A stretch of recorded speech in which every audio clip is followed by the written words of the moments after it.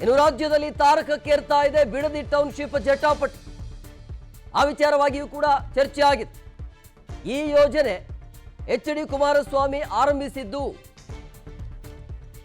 ಅಂದ್ರೆ red zone ಅಂತ ಕುಮಾರಸ್ವಾಮಿ ಯಾಕೆ ಮಾಡಿದ್ರು ಅಂತ ಪ್ರಶ್ನೆಯನ್ನು ಹಾಕಿದ್ದಾರೆ. ಈಗ ವಿರೋಧ ವ್ಯಕ್ತವಾಗ್ತಾ ಇದೆಯಲ್ಲ, ದೊಡ್ಡ ಮಟ್ಟದಲ್ಲಿ ಹೋರಾಟ ಆಗ್ತಾ ಇದೆ ಬಿಡದಿಯಲ್ಲಿ. ಸೊ ಆ ವಿಚಾರವಾಗಿ ಇದನ್ನ ನಾನಲ್ಲ, ಟೌನ್ಶಿಪ್ ಪಿತಾಮಹ ಯಾರು ಅಂತೇಳಿ ಡಿ.ಕೆ. ಶಿವಕುಮಾರ್ ಪ್ರಶ್ನೆಗಳಿಗೆ ವಾಪಸ್ ಪ್ರಶ್ನೆ ಮಾಡಿದ್ರು.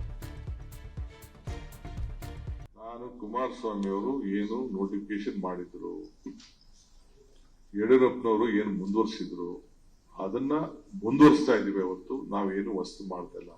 ಈಗ ಬಿಡದಿ ಇಂಡಸ್ಟ್ರಿಯಲ್ ಲೇಔಟ್ ಆಗಿದೆ. ಯಾರದನ್ನ ಅಕ್ವಿಷನ್ ಮಾಡಿದವರು? ಯಾರ್ದದು? ಈಗಿರುವಂತ 9,000 ಎಕರೆಯಲ್ಲಿ 1,000 ಎಕರೆ ಜಗದೀಶ್ ಶೆಟ್ಟರ್ ಅವರೆಲ್ಲ ಸೇರಿ ಅಕ್ವಿಷನ್ ಮಾಡ್ಕೊಳ್ಳಿಲ್ವೇ? ಆ ರೈತರು ಅವರ ರೈತರಲ್ವೇ? ಇದು ರಾಜಕಾರಣಕ್ಕೋಸ್ಕರ ಅವ್ರು ಮಾಡ್ತಾ ಇದ್ದಾರೆ. ಈಗ ಹೊಸ ಇಂಡಸ್ಟ್ರೀಸ್ ಬರಬೇಕು ಅಂತ ಹೇಳ್ತಾ ಇದ್ದಾರೆ. ಅವ್ರ ಇಂಡಸ್ಟ್ರೀಸ್ ಮಿನಿಸ್ಟರ್ ಇದ್ದಾರೆ, ಎಲ್ಲಿಂದ ಜಮೀನ್ ತೆಗೆದುಕೊಂಡು ಕೊಡ್ಲಿ ಅಂತ ಅವರೇ ಹೇಳಿದ್ರೆ ನನಗೆ ಆಗ್ತದೆ. ನಾನು ಯಾರಿಗೂ ಏನು ಬಲವಂತ ಏನು ಮಾಡಕ್ ಹೋಗ್ತಾ ಇಲ್ಲ. ನಾನ್ ಬೀಂಗ್ ಅರ್ಬನ್ ಡೆವಲಪ್ಮೆಂಟ್ ಇದು ಮಿನಿಸ್ಟರ್ ಆಗಿದ್ದಂತವನು ನಾನು ಐ ಕಾಂಟ್ ಡಿನೋಟಿಫೈ ಮಾಡ್ಬಿಟ್ಟು ನಾನ್ ಜೈಲ್ಗೆ ಹೋಗ್ಲಿಕ್ಕೆ ನಾನು ತಯಾರಿಲ್ಲ. ನಾನ್ ಡಿನೋಟಿಫೈ. ಈಗ ರೆಡ್ ಝೋನ್ ಯಾಕೆ ಕುಮಾರಸ್ವಾಮಿ ಮಾಡಿದ್ರು? ರೆಡ್ ಝೋನ್ ಅಂತ ಯಾಕೆ ಕುಮಾರಸ್ವಾಮಿ ಅವ್ರು ಮಾಡಿದ್ರು? ಅದಕ್ಕೆ ಫಸ್ಟ್ ಉತ್ತರ ಹೇಳಿ. ಯಾಕೆ ನೋಟಿಫಿಕೇಶನ್ ಮಾಡಿದ್ರು? ಅದಕ್ಕೆ ಉತ್ತರ ಹೇಳಿ. ಯಡಿಯೂರಪ್ಪನವರು ಅದನ್ನ ಮುಂದುವರಿಸಿದಾಗ ಯಾಕೆ ಅದನ್ನ ಇವ್ರ ಕಾಲನ ಇತ್ತಲ್ಲ, ಇವ್ರಿಗೇನೆ ಡಿನೋಟಿಫೈ ಮಾಡಕ್ ಅವಕಾಶ ಇತ್ತಲ್ಲ.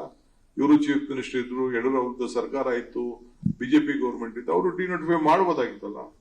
ಪಾಪ ಅವ್ರೇನೋ ರಾಜಕಾರಣಕ್ಕೆ ಅವ್ರು ಮಾತಾಡ್ತಾ ಇದ್ರೆ ನಾನೇನು ಬೇಜಾರು ಮಾಡ್ಕೊಳ್ಳೋದು. ರೈತರೆಲ್ಲ ಒಳ್ಳೆಯವರೇ. ದಿ ಹೈಯೆಸ್ಟ್ ಕಾಂಪನ್ಸೇಷನ್ ಅವ್ರಿಗೆ ಕೊಡ್ತಾ ಇದ್ದೀನಿ ನಾನು. 80% ಜನ ಮುಂದೆ ಬಂದಿದ್ದಾರೆ. ಮುಂದೆ ಬರ್ಲಿಲ್ಲ ಅಂದ್ರೆ ನಾನೇನು ಮಾಡಕ್ ಆಗಲ್ಲ. ಕಾನೂನು ಏನಿದೆ ಕಾನೂನು ಪ್ರಕಾರ ಮಾಡ್ಬೋದು. ಏನ್ ಬೇಕಾದ್ರೂ ಪಾಪ ಟೀಕೆ ಮಾಡಿದ್ರು ನಾನೇನು ಬೇಜಾರು ಮಾಡ್ಕೊಳಕ್ ಆಗಲ್ಲ. ಅವರೆಲ್ಲ ನಮ್ಮವರು, ರೈತರೆಲ್ಲ ಒಳ್ಳೆಯವರು. ಪಾಪ ಬಿಸ್ಕೆಟ್ ಮಾಡ್ತಾ ಇದಾರೆ. ಅವರೇ ನಾನು ಇದಕ್ಕೆ ಪಿತಾಮಹ ಯಾರು? ಅವರೇ ತಾನೇ ಪಿತಾಮಹ. ಅವರೇ ಒಪ್ಕೊಂಡಿದಾರಲ್ಲ. ನೀವು ಅವ್ರ ಟಿವಿಗಳು ತೆಗೆದು ನೋಡಿ. ನೀವು ಡೆಲ್ಲಿಯಿಂದ ಹೇಳಿದ್ದಾರೆ ನಾನು 8,000 ಅಡಿ ಕೊಡ್ತೀನಿ ಅಂತ ಹೇಳಿದ್ದಾರೆ. ಈಗ ನಾನು 8,000 ಅಲ್ಲ, 50% ಕೊಡ್ತೀನಿ ಅಂತ ಇವತ್ತು ಹೇಳಿದ್ದೀನಿ. ನಿನ್ನೆ 2.25 ಕೋಟಿ ರೂಪಾಯಿ ಅಷ್ಟು ಒಬ್ಬೊಬ್ಬರು ಎಕರೆಗೆ ಸಿಕ್ಕಿದೆ. ಎಲ್ಲಿ ಕೊಡ್ತಾರೆ 2.25 ಕೋಟಿ? ಈ ಬಗ್ಗೆ ಮತ್ತಷ್ಟು ಮಾಹಿತಿ ನೀಡ್ತಾರೆ ನಮ್ಮ ಪ್ರತಿನಿಧಿ ಹನುಮಂತರಾಜ್ ಫೋನ್ ಸಂಪರ್ಕದಲ್ಲಿದ್ದಾರೆ. ಹನುಮಂತ, ಈ ಬಿಡದಿಯ ಟೌನ್ಶಿಪ್ ವಿವಾದ ದಿನದಿಂದ ದಿನಕ್ಕೆ ತಾರಕಕ್ಕೇರ್ತಾ ಇದೆ. ಬಟ್ ಈ ಒಂದು ಸಮಸ್ಯೆ ಬಗೆಹರಿಯುವಂತ ಲಕ್ಷಣ ಕಾಣ್ತಿದೆಯಾ ಇಲ್ಲ ಅಂತೇಳಿ, ಎಲ್ಲಿಯ ತನಕ ಹೋಗುತ್ತೆ ಈ ರೀತಿಯ ಆರೋಪ ಪ್ರತ್ಯಾರೋಪಗಳು? ಎಸಿಎಂ ಅಂತ ಇದಕ್ಕೆ ಸಂಬಂಧಪಟ್ಟಂತೆ ಇಲ್ಲಿ ಏನು ಸಚಿವ ಸಂಪುಟ ಸಭೆ ನಡೀತು. ಇದಕ್ಕೆ ಸಂಬಂಧಪಟ್ಟಂತೆ ಇವತ್ತು ಸಚಿವ ಸಂಪುಟ ಸಭೆಯಲ್ಲಿ ಕೂಡ ತೀರ್ಮಾನ ಆಗಿದೆ. ಈ ಬಿಡದಿ ಟೌನ್ಶಿಪ್ ವಿಚಾರವಾಗಿ ಸಿಎಂ ಈಗ ಏನ್ ತೆಗೆದುಕೊಂಡ ನಿರ್ಧಾರವನ್ನೇ ಈಗಾಗಲೇ ತೆಗೆದುಕೊಂಡ ನಿರ್ಧಾರ ಫೈನಲ್ ಆಗಿದೆ. ನಾಳೆ ಅಷ್ಟೇ ಏನು ಜೆಡಿಎಸ್ ನಿಂದ ಪಾದಯಾತ್ರೆ ಬಿಡದಿಯ ಟೌನ್ಶಿಪ್ ವಿಚಾರವಾಗಿ ಕೈ ಬಿಡಬೇಕಂತ ಹೇಳಿ ಪಾದಯಾತ್ರೆ ಕೈಗೊಳ್ತಿದ್ದಾರೆ. ಅದು ಸಂಬಂಧಪಟ್ಟಂತೆ ಈಗಾಗಲೇ ಜೆಡಿಎಸ್ ನ ನಾಯಕರು ಕೂಡ ಹೇಳಿದ್ರು, ಬಿಡದಿ ಟೌನ್ಶಿಪ್ ವಿಚಾರವನ್ನು ಕೈ ಬಿಡದೆ ಹೋದ್ರೆ ಕ್ರಾಂತಿ ಕೂಡ ಆಗುತ್ತೆ ಅಂತ ಹೇಳಿ ಆಕ್ರೋಶದ ಮಾತುಗಳನ್ನ ಹಾಕಿದ್ರು. ಇದಕ್ಕೆ ಏನು ಸ್ಪಷ್ಟನೆ ನೀಡಿದ ಸಿಎಂ, ಈಗಾಗಲೇ ಡಿನೋಟಿಫೈ ಈಗಾಗಲೇ ಇದರ ಯೋಜನೆಯ ಪಿತಾಮಹ ಆಗಿದ್ದೆ ಕುಮಾರಸ್ವಾಮಿ ಅವರು.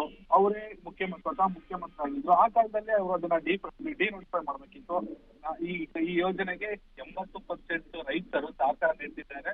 ಈ ಒಂದು ಯೋಜನೆಯ ಮೇಲೆ ಕೆಲವು ಸಹಕಾರ ನೀಡೋದು ಸಹಜ ಅಥವಾ ಅದನ್ನ ವಿರೋಧಿಸೋದು ಸಹಜ. ಆ ನಿಟ್ಟಿನಲ್ಲಿ ಕೆಲವರು ವಿರೋಧ ಮಾಡ್ತಿದ್ದಾರೆ. ವಿರೋಧ ಮಾಡೋರು ಮಾಡಿ ಇದನ್ನ ಮುಂದುವರಿಸ್ತೀನಿ ಅಂತ ಹೇಳಿ ಈಗಾಗಲೇ ಡಿ.ಕೆ. ಶಿವಕುಮಾರ್ ಅವರು ಸ್ಪಷ್ಟನೆ ಸಹ ನೀಡಿದ್ದಾರೆ.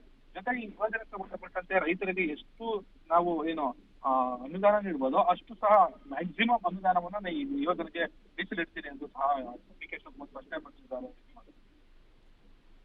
ಓಕೆ, ಥ್ಯಾಂಕ್ ಯು ಹನುಮಂತ ನಿಮ್ಮೆಲ್ಲ ಡೀಟೇಲ್ಸ್ಗಾಗಿ.